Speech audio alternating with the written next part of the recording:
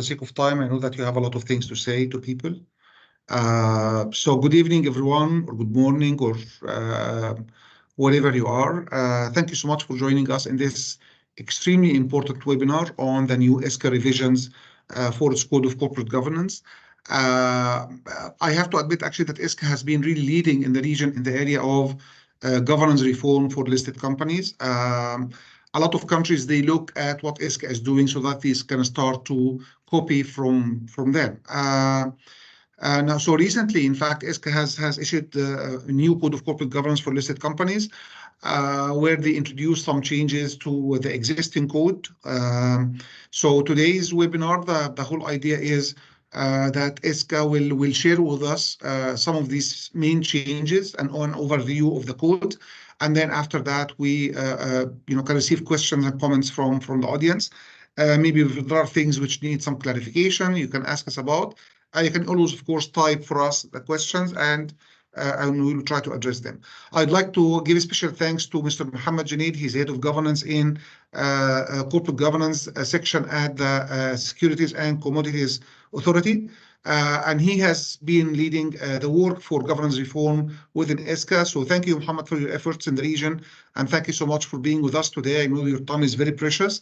So please, with no delay, I'd like to hand over to Mr. Mohammed so that he can take us through some of the main changes. And then please, you can, at the end, you can give your questions or you can type while he is talking. Thank you so much, Mr. Mohammed. The floor is yours. Thank you so much, Dr. Ashraf, for the introduction. And I hope that this session will be giving you a brief about the amendments that has been done on the Corporate Governance Code. As you know, that the Corporate Governance Code is the same as the previous code. The amendments has been added to the current Corporate Governance Code. So I'll be covering in this session two parts. The first part is give you a brief about what is implemented through the Corporate Governance Code and how it is structured. And later on, I'll be covering the most important amendment that has been done. And I feel that a lot of people wants to know more about these amendments. And based on the inquiries that we're receiving from the listed companies, especially, we feel that maybe a clarification should be done much more about the points, especially when we will be implementing the Corporate Governance Code or the amendments, the dates, and so on. So I'll be covering overall amendment that has been done. If you have any other questions, even if it wasn't covered through the slides, we can discuss it at the end of the session. And I hope that I'll give you, let's say, a general information about what has been done from SCA, and hope that you will be benefiting from the session. And I would like also to take the opportunity to thank Hawkam Institution for organizing such an excellent event. They're doing really a great job in educating the listed companies, educating the shareholders, the stakeholders, the board of directors on the implementation of corporate governance and the best practices. And of course, Dr. Ashraf, we're communicating on a weekly basis, maybe, on the improvements, on the comments, what's happening internationally. So we're listening from Dr. Ashraf comments, and we're trying to implement what we feel that it is feasible to implement it in our region. So first of all, before starting, I think most of the attendees here, they know about the Corporate Governance Code and what is implemented. If anyone, but just write by raising hand or writing something in the chat, so that I'll be passing fast with the introduction about the corporate governance and each chapter of the governance which is implemented currently. So through the chat, if someone can, or write by raising hand, we can know that people, they know about the code currently and what is implemented.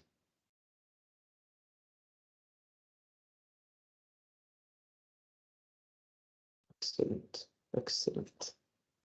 So this is a good indicator that who's attending here, they have an information about what is implemented, and they'll get the right answer, inshallah, from us through this session. So, Bismillah ar-Rahman ar-Rahim. Can you see the slides in front of you? And is it moving? Just to double check. Excellent. So first of all, a brief about the corporate governance. The corporate governance is mandatory to be implemented for all listed companies, including the banks. Previously, it wasn't implemented on the banks, and since 2022, since 2020, it's even implemented within the banking sector. A lot of inquiries that we received previously regarding if there was let's say something is mentioned through the code which is issued by the central bank and what's issued through SCA, and there is, let's say, a conflict between the articles. So which one should be implemented? My answer is that if the central bank mentioned something and we mentioned the same point but in a different way, you should implement what is mentioned through the central bank code that issued from them. So the main target of the corporate governance is to achieve the corporate discipline in the management of the company, apply the international standards through the listed companies, and determination of the responsibilities and duties of the board of directors, the company secretary, the management, the committees, and even the stakeholders and the shareholders. And of course, the main target is to protect the shareholders and the stakeholder interest by putting a lot of instructions to the board to how to implement and how to implement the corporate governance and how to protect them from any breach from the board of directors. The corporate governance guide includes 9 chapters. As you can see, the chapters are the introduction, the board, the conflict of interest management, general assembly, the right of shareholders, stakeholders, board committee, risk management, compliance and audit, governance disclosure, and general provisions. I'll move very fast through each chapter so that later on when we'll be discussing the amendments, you can understand where the amendments is located. So first of all, the first chapter, it covers the definitions. Definitions will be covering the related party, related party definition later on, and the amendment that's been done. And a lot of questions we're receiving on this behalf. Publishing the article of association, the scope of application. So through the first chapters, like an introduction about the corporate governance. The second chapters cover the board of directors, board of the chairman, the responsibilities, the dismissal of the board of directors, the gifts, the confidentiality of the information. The third chapter covered the conflict of interest and management. So general information about the conflict of interest, the documentation of the conflict of interest, the disclosure of these transactions, all of information that are related to the conflict of interest is covered through the third chapter. The fourth chapter covered the General Assembly overall, how the meeting should be sent, the invitations, who should send the invitations, the hybrid General Assembly, the sending the resolution, the implementation of the resolution of the General Assembly, and so on. Chapter 5 covers the right of the shareholders and the stakeholders. So what are their rights, the investor relation, the stakeholder relation management, and so on. Chapter 6 covers the committees. We have, as you know, that the dual governance structure, which is optional for the company to implement, and it has a control committee and the executive committee. And the permanent committees are 2 committees, the nomination and committee and the audit committee, beside an optional risk committee, technology committee, and general provision about these committees and how they should reform. Chapter 7 covers the risk management and compliance and audit, which covers the overall about the compliance officer, the prohibit work that should not be done by the auditor, the consultation and the work authority to the auditor, the compliance officer, internal control, and so on. Chapter 8 covers the governance disclosure, implementation disclosure, transparency, the integrated report, which covers the financial statement, corporate governance, and sustainability report. And how do they disclose in the financial market, which now should be disclosed at least 10 days before the General Assembly, and it's mandatory for all listed companies to disclose the integrated report, and the information and what should be included through the integrated report. Chapter 9, it's a general provision which is about the subsidiaries companies, companies increasing capital, and the CSR and the breaches of the guide and the corporate governance guide. So now we're moving, after this brief, we're moving to the most important thing of this session. So it's about the amendments of the corporate governance code. So how did we reach to this result in improving or the improves or the changes that has been done? First of all, we have checked the best practices, what has been implemented internationally, and we try to implement what we can implement it internally in our country. Second of all, a lot of comments we're receiving it from the shareholders, from the stakeholders, from the companies. So we felt that since a lot of comments we're receiving it, we need to restudy what has been issued previously, and we can do the improvements on it. Third of all, some improvements has been done. Some of the articles, such as the auditor, and I'll be mentioning it later, the auditor regarding the not the auditor, sorry, the board, if they completed 3 cycles. So how do you calculate the 3 cycles? A lot of questions we received it. So we have cleared it up through the new amendments. Also, when we're receiving a lot of questions, it means that something is not clear, or something that we feel, the companies feel that this should be changed or should be rewrite. So we rewrited a lot of changes.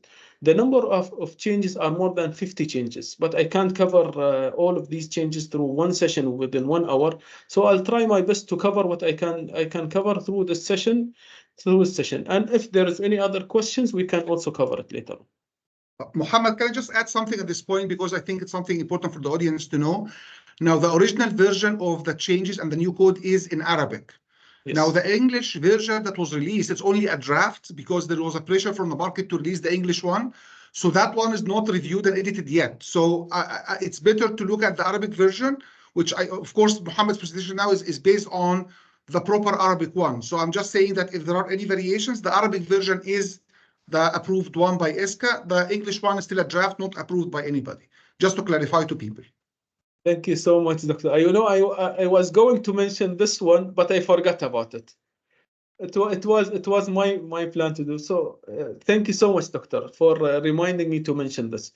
There is some let's say some improvement should be done through the English version. We're working hard to clear it up, and we'll be also publishing the approved version in the near future, inshallah. We're planning to do it for the next month, inshallah.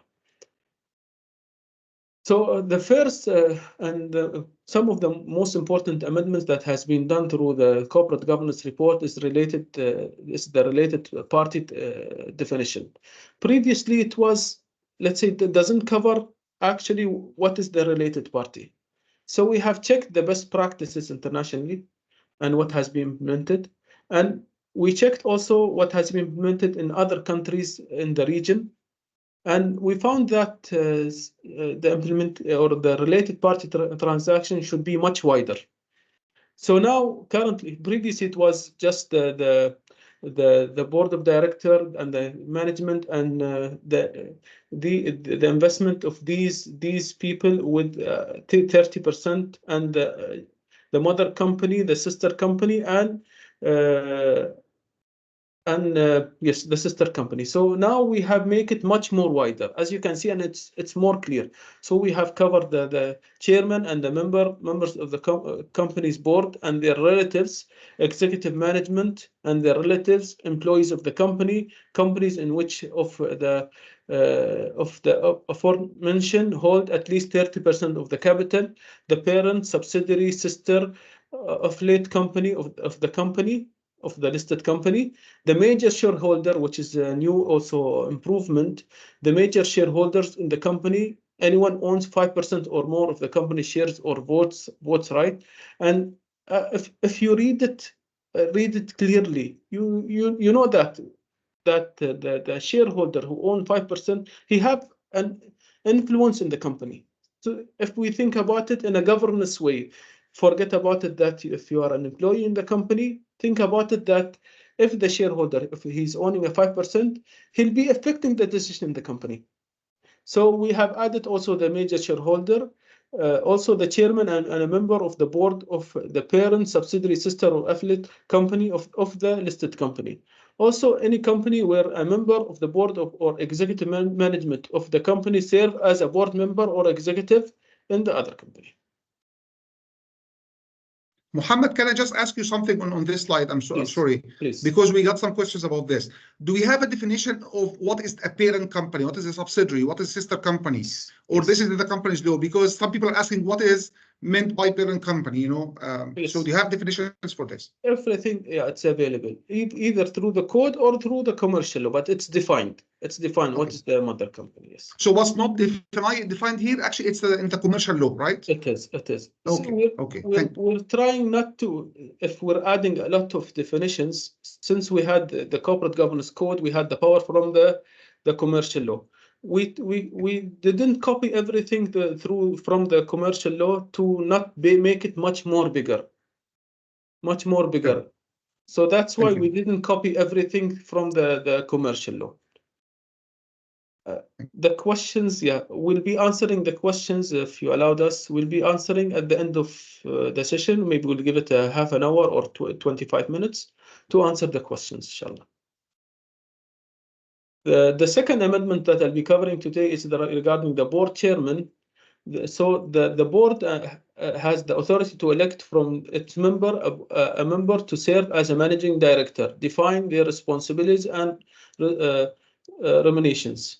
So the appointed member is not allowed to serve as a CEO or a general manager in another company. And this one to protect the company. And if he's an executive, it means that he have a responsibility as an employee in the company. So if he's having different roles in different companies, he'll not be giving the company the full power or the full let's say time and effort to improve the company. Then we'll be covering the board secretary, and as you know, the board secretary, the role is very important, and we're trying to define the board secretary and protect the board secretary as much as we can. So this amendment has been done to clarify how to appoint the board secretary and how to protect him. First of all, the addition was, or a clarification. Previously, they can appoint the board secretary should be appointed by the board of directors, or they can appoint someone from outside the company, but it wasn't clear. A lot of inquiries we were receiving in this behalf.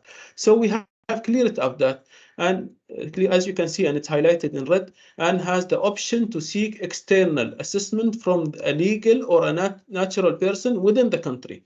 And why did we mention within the country? We need also the company, if they appointed someone from outside the country, maybe this person will misuse the information and he's not following the UAE law. So if the board secretary misused the information that he's getting, we can use the law against him. So this one to protect the company from misusing by the board secretary. The second amendment is regarding the degree that the board secretary should hold. Previously, we requested he should have a legal or financial or accounting degree and at least 3 years of experience. And we found some companies, they can't meet this requirement, or sometimes they don't have a legal or financial or accounting experience, but at the same time, they have a different experience in the same field. So we felt that to make sure that the board secretary, they appoint the right person and the company feel he's the right person, we did the amendment. As you can see, we mentioned that the board secretary must hold, including holding a university degree, without mentioning the finance or legal, and have an experience in preparing the board files and following reports. And one of the most important changes that has been added is the protection of the board secretary. We don't want the board secretary to feel he's not secure. We want him to take the action based on the right decision as per the rules and regulation. So we have added that the board may not remove the board secretary or interfere with their work or impose penalties and sanction on them without a resolution by the board and subject to notify the authority. So us as SCA or the central bank should know about it before if they remove the board secretary, so that we can understand why did they remove him, and we need to protect him and understand the situation in the company. Article number 9, also we have added a point number 7 regarding the control of the nomination of the board member.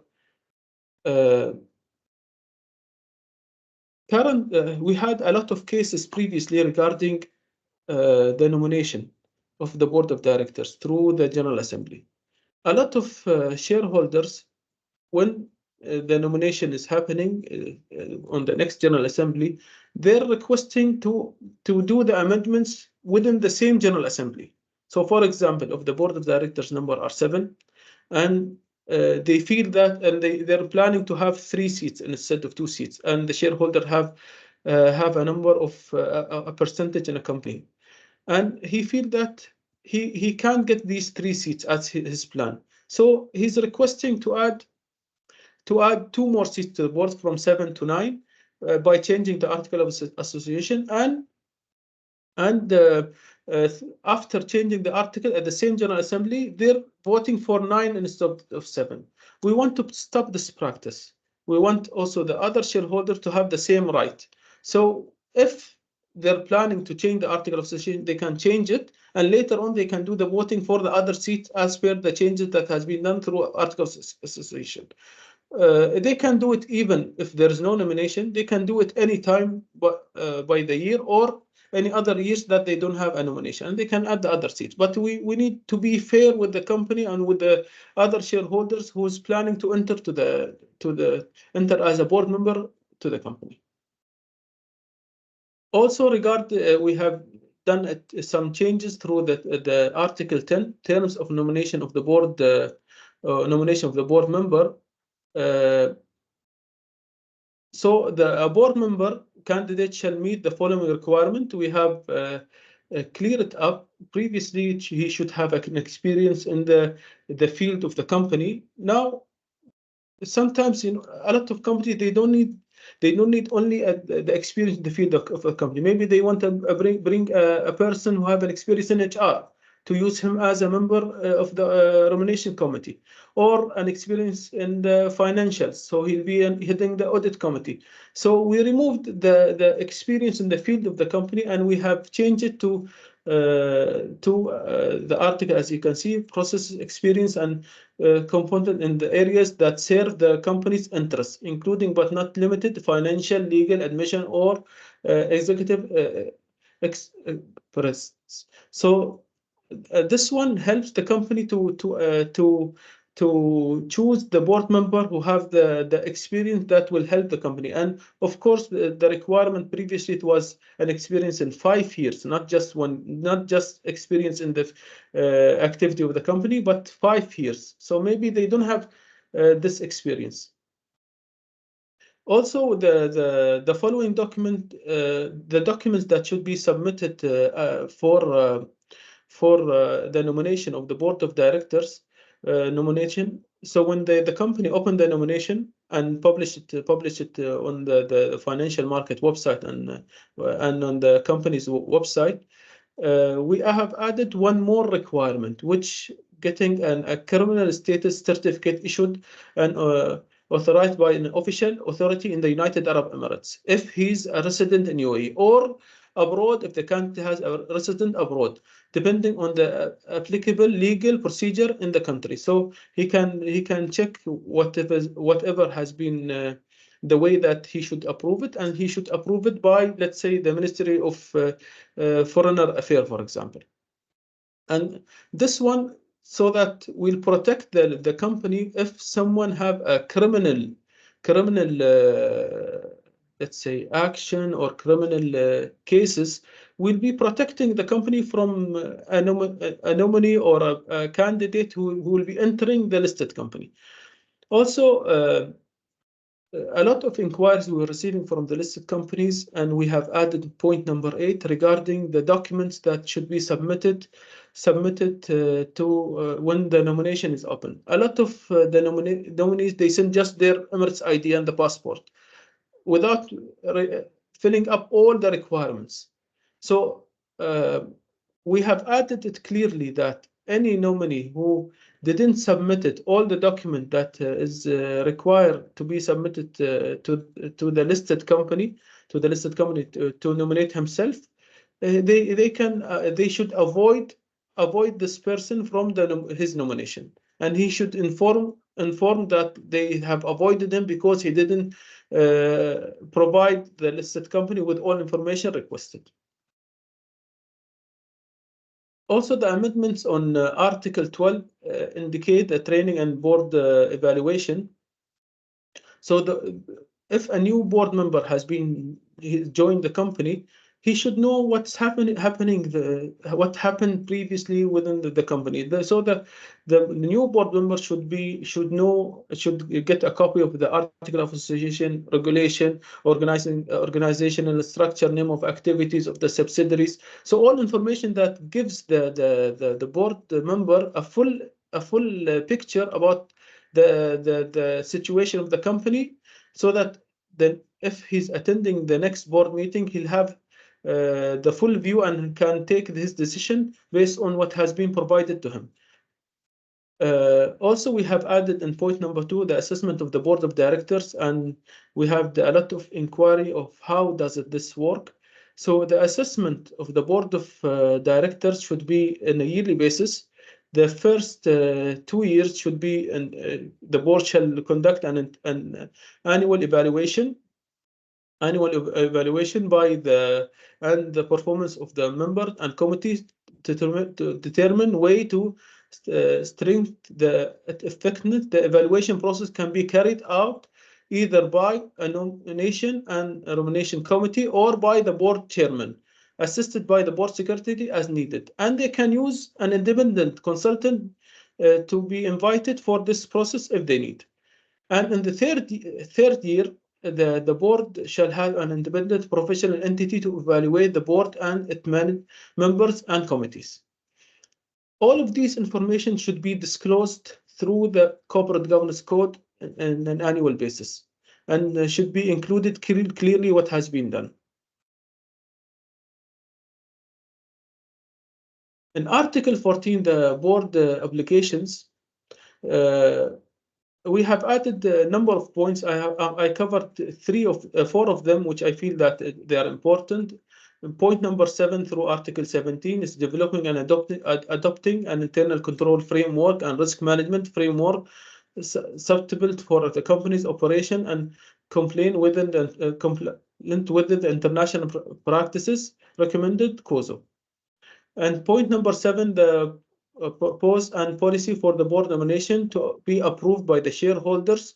Point number 33, monitor the application of corporate governance rule and continuously update them. And point number 36, review and approve the related party transactions. So these are some of the new board obligations that should be followed by them. Also, if we're going by Article 19, the lack of board member independency, This is to clear it up much more. So to stop, let's say, so that the company will know how to calculate the three cycles of the board.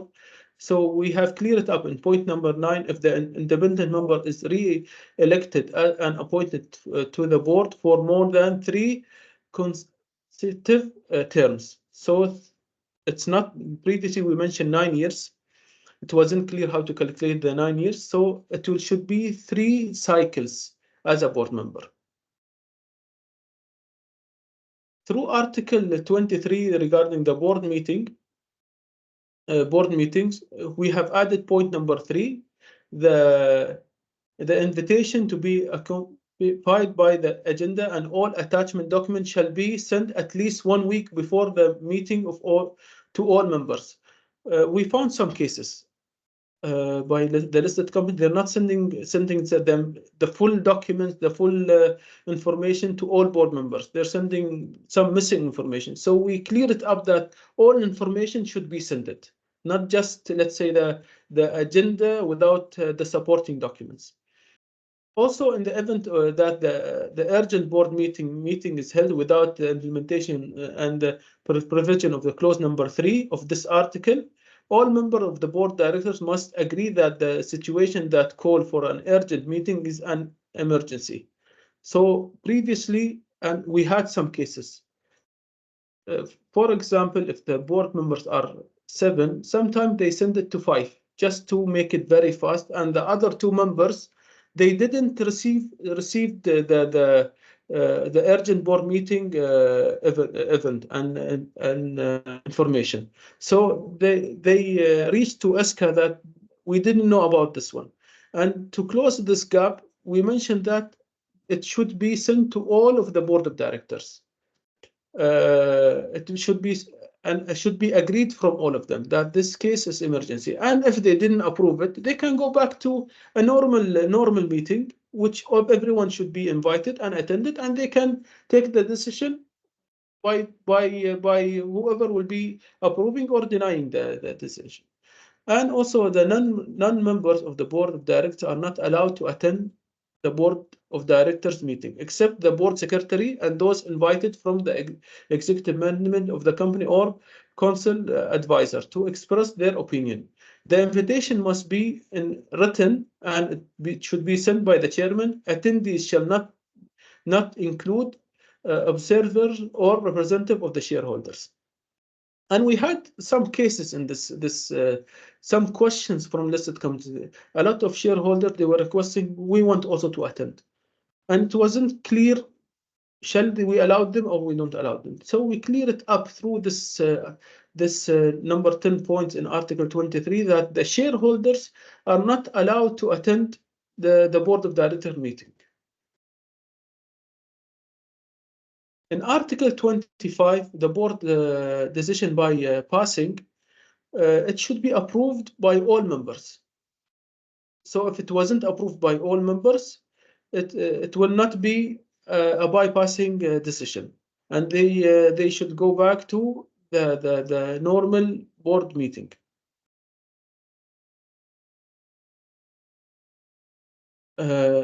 Regarding the gifts, now a lot of board members, maybe they're getting some gifts. So we didn't prohibit the gifts that should be given to the board of directors. But we have put like an regulation that if it was below 500 dirhams, 500 or below, they should disclose to the board of directors that they got something as a gift. This one just to protect the board of directors in some cases that a lot of people maybe use it and you misuse it, that we have given him a gift or something. We want to clear it up that the board of directors knows about these gifts. In Article 34, the transaction of the related party, the transaction exceeds 5% of the company's capital and subject to evaluation as per the process required by and set by the authority. Previously, if the transaction of related party is above 5%, they should get an evaluator approved by SCA. But now we'll be putting the requirement regarding the evaluator, and they can appoint an evaluator by them directly. Also, as a board member, if he's not a related party transaction, is prohibited from attending, and if he's a related party transaction, he's prohibited from attending and discussing the item related to the deal at the board meeting, unless the board decided otherwise. So he can't attend the only through when they're discussing the point, so that it will be much the board member who is not related, they can take the decision very easily, very, let's say, independent, without the effect of the board who have the related party transaction. In Article 37, the company disclosure of related party transaction, all information about these transactions should be included in the annual corporate governance report.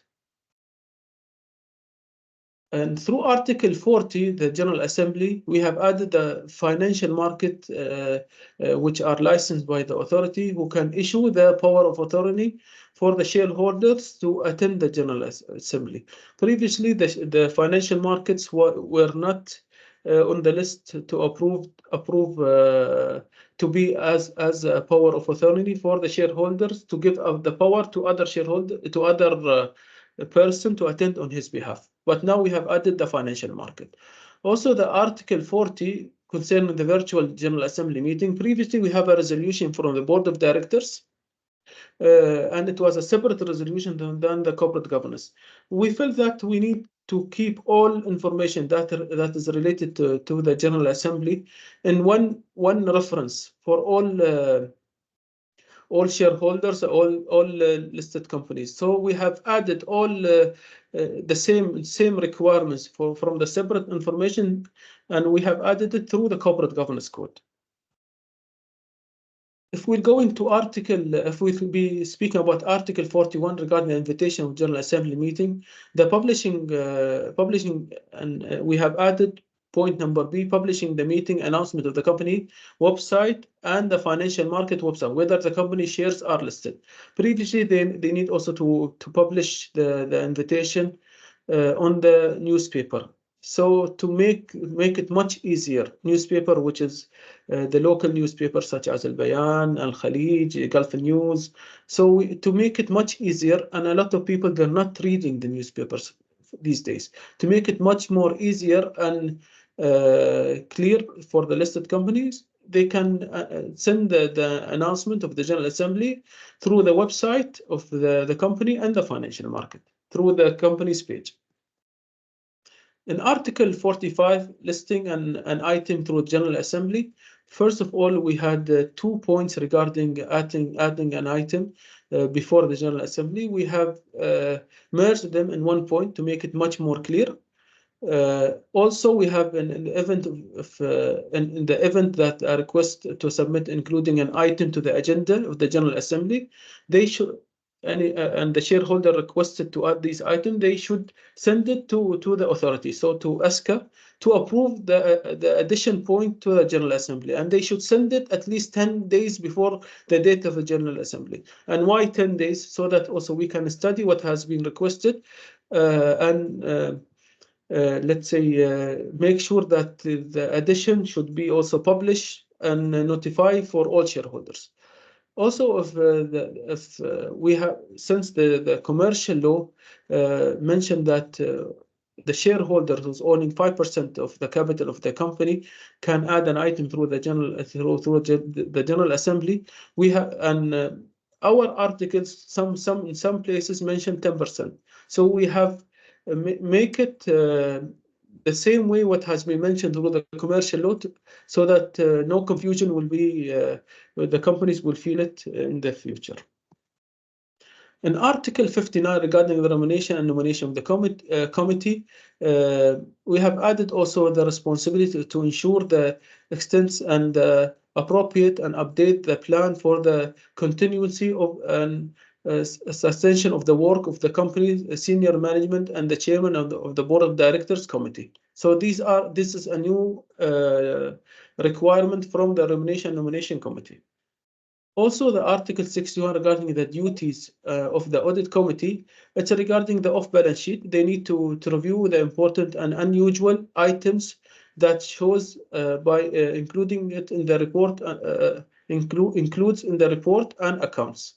So a lot of cases that it's not available through the financials. So we want to make sure that the audit committee are reviewing the off-balance sheet items also. Article 61 also, the company, and we received a lot of inquiries when we should implement it.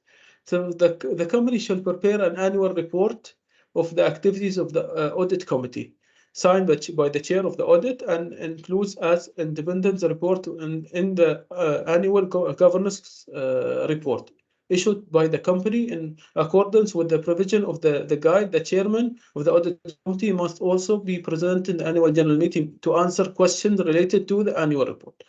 So when do you need to disclose? Since the new amendment has been issued in 15th of January, and the corporate governance report has been issued for the year 2023.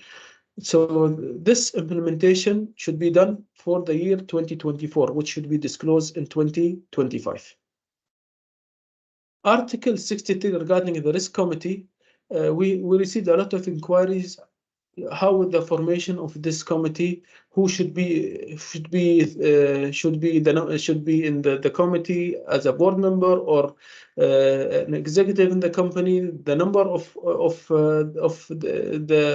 board through the committee. So we clear it up that it should be non-executive members of the board, and they should be not less than 3 and not more than 5. Also, regarding the governance committee, it's an optional committee. They have the same requirements, should be independent, and it should be 3, and the maximum number should be 5 of non-executive board member. And their duties are to review the governance rule, the updates and the international best practice, implementing the company's governance system, and preparing the annual governance report with reports and recommendations submitted annually at least once to the board of directors.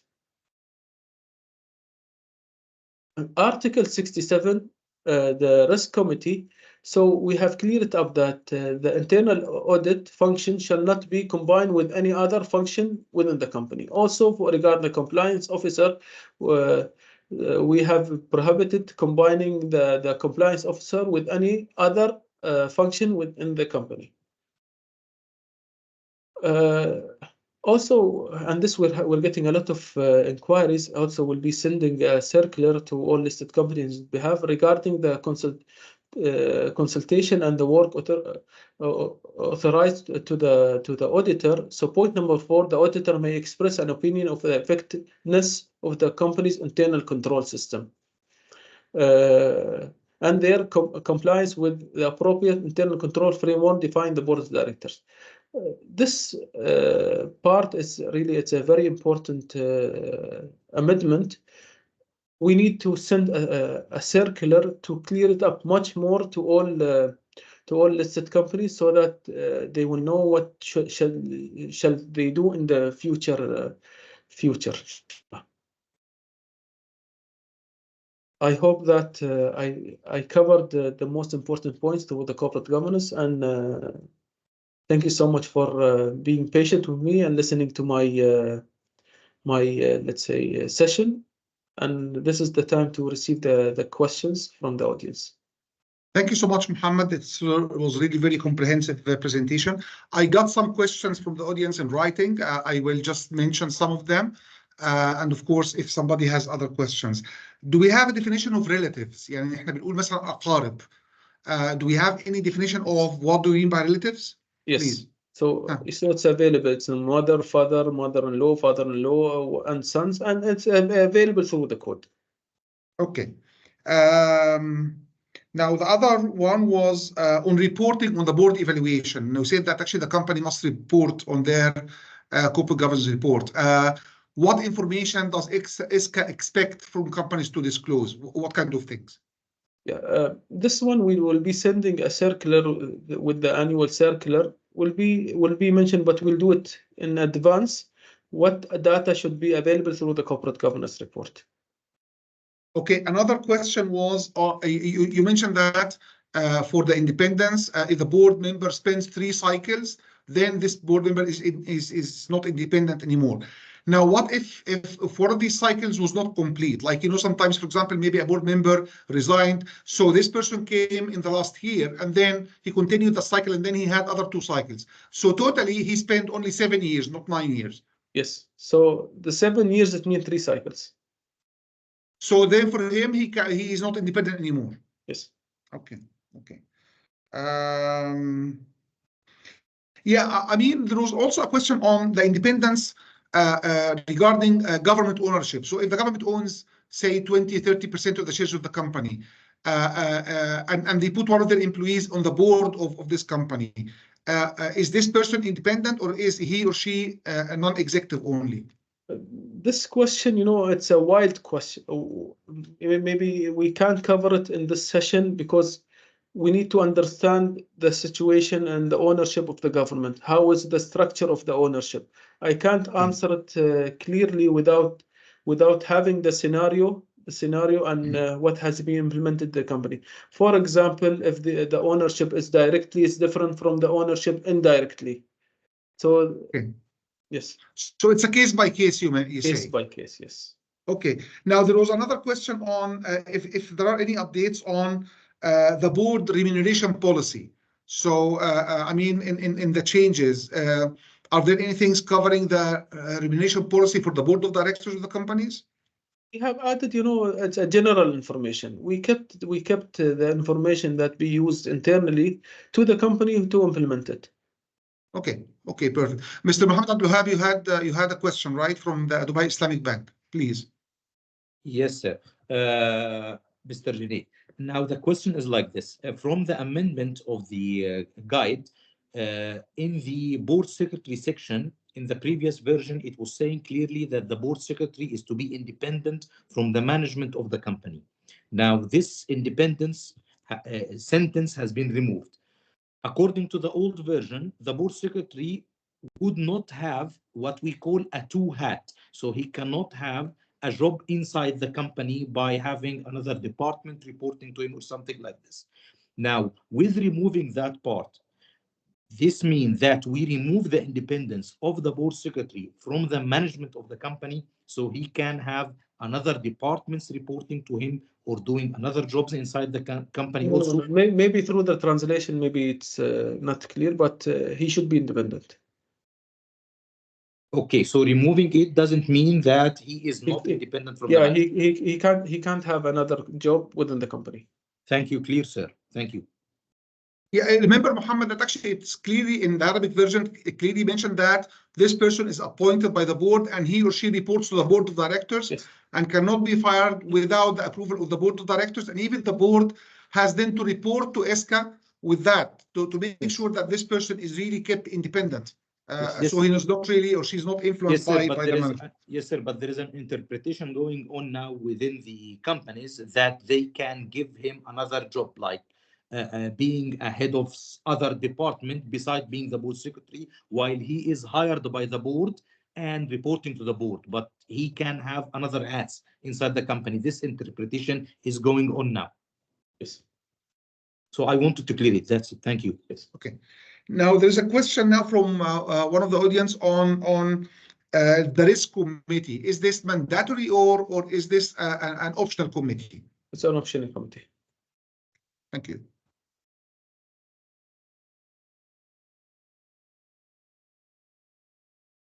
Doctor, I'm not. Company? Maybe there is a glitch on the screen. Maybe if you can repeat the question. Yes, I mean, can the managing director be the CEO of the company? Managing director and CEO. He's an executive in the company, correct? So yes. It's if we named him a managing director or we named him another naming, it's the same. He's an executive. He can have the same role as a CEO. He's let's say he's a non-independent and he's executive. So regardless of the name of the job, we can say a managing director and a CEO. Okay. Now, Amir is asking a question which I'm not really sure what is the meaning of that. He's saying, for director's performance evaluation, what modes are there? What do you mean by that? Amir, can you explain to us what do you mean? Maybe if he can open the mic.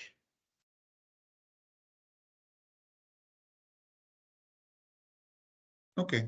Okay, guys, any other questions? Mode means, type of. Yeah, go ahead. Modes means type of, I think. What type of evaluation is acceptable? Yeah. Okay, Yeah, are there hello? specific? Yes, Amir, go ahead. Yeah, Amir Shaukat here. Sorry if I come in between. My apologies. So my question was about that.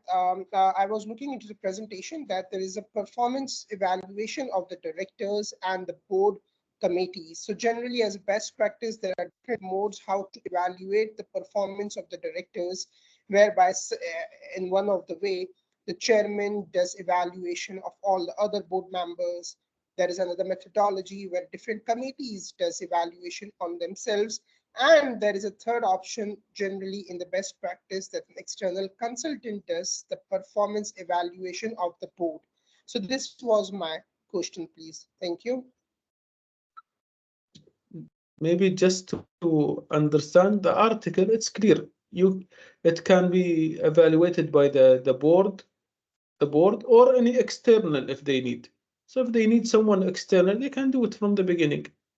It's written clearly through the articles. Okay. Now, Muhammad, this is a question actually which we have received from different people before. Now, when you have a parent company having some operational relations with its subsidiary, one of its subsidiaries, does this is this like a related party transaction that requires prior approvals to do? You know, it's in the course of business, sometimes you do have this relationship. Now, are there approvals required for this one? You know, this is the same question previously that has been asked. You know, maybe it's much better to redefine how does this mechanism work. Maybe we can send a circular on this behalf to clear it up. For example, the mother company with the sister company, is he a related party or no? We need to clear it up much more, and especially with the governmental transactions. So yeah, I totally understand that. You know, the implementation, maybe we need to clear it up much more, and we'll do it from our end. Now, somebody, Muhammad, you know, Doctor, why I'm saying I can't answer it even through the session. I can't. It's this the case is not in front of me. So if I mentioned something and it wasn't the same way as per my understanding, they may not understand in a proper way. So that's why. Okay. Now, Muhammad is asking whether is it possible to give some examples of what is under the definition of affiliate company? So what would be an affiliate company, for example? This one, it's defined through the corporate governance, and we can also forward it later with Muhammad. We can define it exactly. I have his email, Muhammad Zamani. I can forward it to his email, inshallah. The definition of yes. Okay. Now, there is also a question on the external auditor's opinion on the effectiveness of internal control system under Article 73. Is this mandatory or is this optional? It is mandatory. So it's mandatory that the external auditor... Yes, no, but not the external auditor will be also sending this one through a circular, how the implementation of this one. Okay. You know, since the articles has been issued 1 month back only, and we're trying to manage everything at the same time. Yes. So I hope the listed companies also be patient with us. And of course, the implementation will not be directly. They have some time during the year to understand how to implement. Okay, Lubna Shibli, you have a question. Can you say your question, please? Hello, thank you so much. Thank you for the presentation. It was really comprehensive. It's on the same basically amendment number 73. We're asking again, because if this opinion, of course, it will be implemented in the audited financials for year 2024 and not 2023, correct? Is our understanding correct? And by when these basically the guidance on this will be published? Because to be honest, we will need a lot of preparation. We were discussing this with our external auditors when you first published this memo, and it needs a lot of preparation. So we just need to understand what is the timeline that we have. Lebna, just maybe if you can introduce yourself. You're from which company? We're from Aramex International Limited. Okay. Thank you. The amendments of the code is mandatory to implement. Some of them, due to some disclosures that is requested, they can implement it by next year, such as the audit committee report. But otherwise, the implementation of corporate governance, you should start implementing it since it has been published through the official gazette. Now, there is a question from Isa Sayed about whether the code applies to ADGM companies, free zone companies. And I think you mentioned clearly it does not apply to free zones, right? Yes. So it doesn't apply even to financial free zones. Now, there was also a question about internal controls. Do you mean internal controls over financial reporting or all internal controls? Sorry for that. Before listening to the next question, yeah, maybe the previous question. If there'll be any changes approved by the management in SCA and the free zones, all of the companies which are licensed from the free zone will be notified also, just to clear it up. Okay, perfect. Okay, so this question about internal controls, and when you say internal controls, do you mean internal controls over financial reporting, or internal controls in general, not just over the financial reporting? You're speaking about which article, to clear it up? Which article is this, Bihal?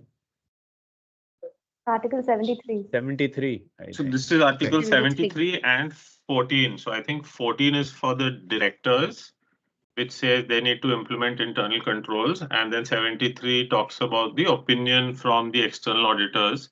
So just wanted clarity. So when the board has to implement COSO, it's everything financial, operation, and compliance. That's the first part. The second part is if the auditors are giving an opinion, do they also have to give an opinion on all types of controls? Because typically auditors only give opinions on internal controls over financial reporting. I have mentioned clearly also through the session that we'll be sending also a circular on how to implement this one. And especially, maybe a lot of auditors, they're asking the same question. So we'll be sending a circular to all listed companies and the auditors to clear it up for them. Okay, so I think it's a good point, guys. If you have any questions or things, clarifications, you can send to SCA directly or to us in Hawkama, and we share it all with SCA, just to make sure that we capture all the questions so that they can be answered through the circulars that SCA will be sending to everyone in the market. So I think this will be a safe solution, if you like, end of the day. Now, I know the time we have finished, but if somebody has an urgent question before we close the session, please speak now or be silent forever. Dr. Ashraf, Mr. Muhammad, thank you for the presentation. And there is a final point which I would like to notify SCA about, and this is for the future. Now, the governance is the heart of any company, and most of the companies now, they hire what they call a chief of corporate governance or a corporate governance officer. And the regulation of SCA doesn't have any thing concerning the reporting line of that corporate governance officer or chief of corporate governance. So what happens really on the ground now is some of the corporate governance officers in the companies in the market are reporting to the management, and they are under stress of conflict of interest. So if Honorable SCA would look in this and write something about the reporting line of the corporate governance officer job It should be independent, reporting to somebody, reporting to the board, or even if he is a chief, to report directly to the board, in order to make sure that the implementation of the SCA governance is in safe hands, because these guys are the real guys implementing on the ground the governance for companies and their subsidiaries. Thank you, sir. Shukran, Muhammad, for your comment, and we need to study the implementation of this one. Of course, we'll be also sharing any amendments that will be done through the codes, and the amendments should be done in let's say in every 2-3 years, every 2 years, maybe even next year. But we're happy to hear any improvement to the code, and we'll try our best to implement it in the right way. Thank you, Mohammed, for your comment. But I just need to mention here that, in fact, the idea of having corporate governance officer or chief governance officer is, again, it's not a mandatory thing for I mean, lots of jurisdictions. So I'm not sure whether that should be regulated by SCA or not. I mean, the key players are well known globally. So the code covers all these key players anyways. But of course, if the things change globally, then SCA always reflects on what's happening to, make sure that we are compatible with the best practices, globally speaking. Thank you so much, Mohammed, for your very valuable insights and comments and points. And thank you for your time, of course. And I'd like to thank everyone who attended with us here. Thank you for your interaction. And please, as I told you, just email SCA directly or email us if you have any questions or queries, and we'll be very happy to forward them to SCA to make sure that we capture all the questions that you have. Thank you so much, everyone, for your time. We look forward to interact with you in other events and webinars in the future, inshallah. Thank you, everyone. Thank you. Shukran, Mohammed. Thank you so much. Thank you.